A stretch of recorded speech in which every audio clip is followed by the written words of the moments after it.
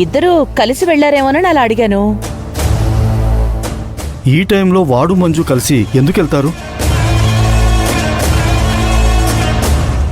నువ్వేం కంగారు పడకమ్మా. వాడింత సడన్ గా నీకూడా చెప్పకుండా వెళ్ళాడంటే ఏదో అర్జెంట్ మ్యాటర్ అయి ఉంటుంది. వచ్చేస్తాళ్లే, నువ్వేం కంగారు పడకు. కావాలంటే ఉండు, నేనే ఫోన్ చేసి కనుక్కుంటాను. నేను చేశాను, ఫోన్ ఏమో కలవట్లేదు. వాడెక్కడికి వెళ్ళళ్లే అమ్మా, వచ్చేస్తాడులే.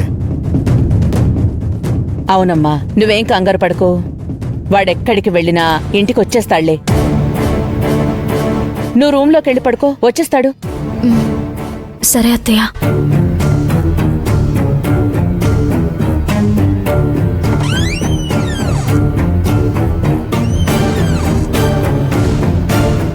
ఏంటి, ఆయన బయటికి వెళ్ళారా అని అడగగానే అత్తయ్య గారు మంజు ఉందా అని అన్నారు. ఎందుకు అలా అడిగారు?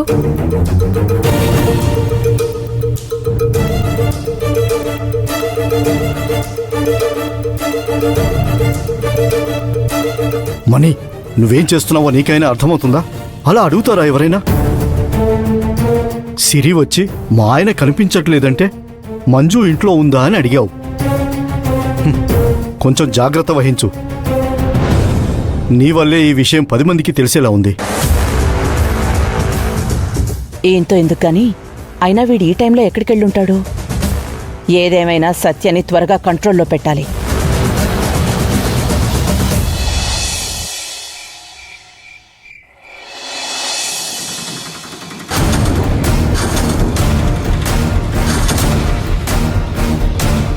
ఏమైందండి? ఒక్క నిమిషం చూస్తాను, ఉండండి మేడం.